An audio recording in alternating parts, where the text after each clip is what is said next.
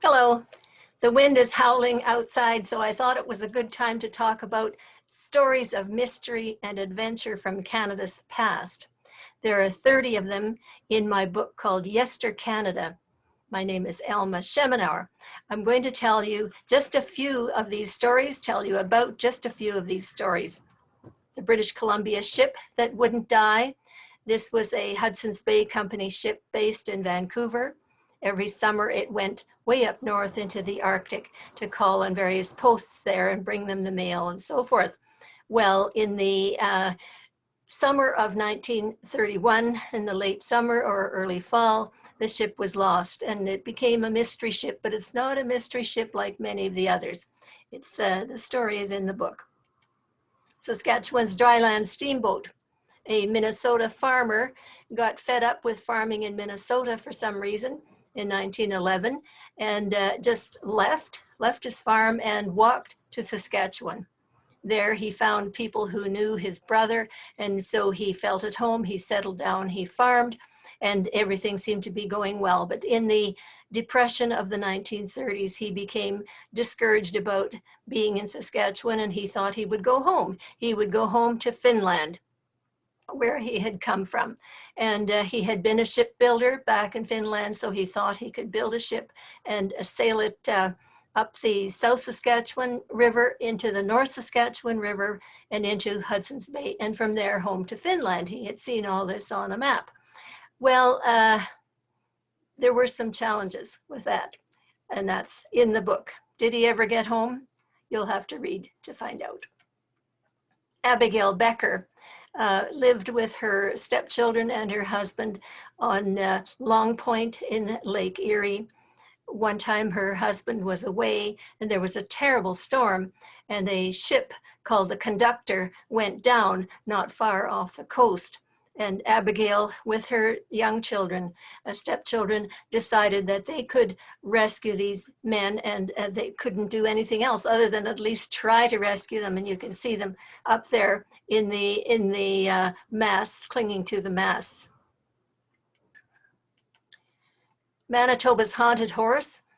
This is a story told by Cree and other Indigenous people, has been told for many years, and it involves a Cree chief who gave his life for the woman he loved, and it involved a beautiful white horse. You can see a statue of this horse still on the highway near Winnipeg. French brides across the North Atlantic. The King of France in the 1600s decided to strengthen his colony in North America, in what is now Canada, and decided to send women across to marry the men there because there was a shortage of French women. And here they are, some of them on board ship. Nova Scotia Noah and his Ark. The Reverend Norman MacLeod was a leader amongst Scottish Highland settlers who came to Pictou, Nova Scotia in the early 1800s. He was concerned about the wickedness that he saw all around him, and so he decided to take his followers away from it. And so they moved to St. Anne's Bay, which was not so well populated and didn't have so much wickedness like gambling and drinking and fighting and all that kind of thing. So they went to St. Anne's Bay, but then again, more people came in and there was more wickedness. And so he decided to take them to Australia, quite far, but it was where his son lived, and so he thought that this would be a good place. And you'll find out if you read the book how they eventually settled and did establish a very nice and peaceful colony. I'm sure not entirely without wickedness, but it's pretty happy there. Lily of the Peace River. This is a story of a couple, a Blackfoot woman and an Englishman, who were trapping on the banks of the Peace River in the winter, one winter, and he happened to have an accident, and he was probably dying. He was aware that he was dying, and his wife was as well. But she took care of him as best she could and took care of their child, Lily. But it was a bad time of year. Trapping wasn't good, and she couldn't find enough food for them, and she realized that they were really not going to make it, but she didn't want the child to die.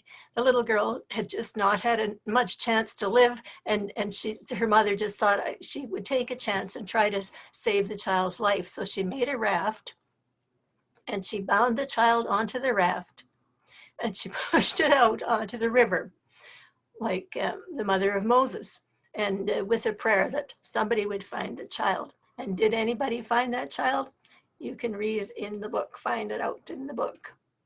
Here's the book, YesterCanada, Historical Tales of Mystery and Adventure. They're all in that book, these stories, and a lot of others, 30 of them in all. YesterCanada is a 240-page illustrated paperback. It presents 30 stories spanning Canada and the centuries from the 1200s to the 1900s. It's available for $20 from Amazon or Chapters Indigo, or the publisher, which is Borealis Press of Ottawa. If you want to know more about that and other books that I've written, you could visit my website, Elma Schemenauer, again, my name.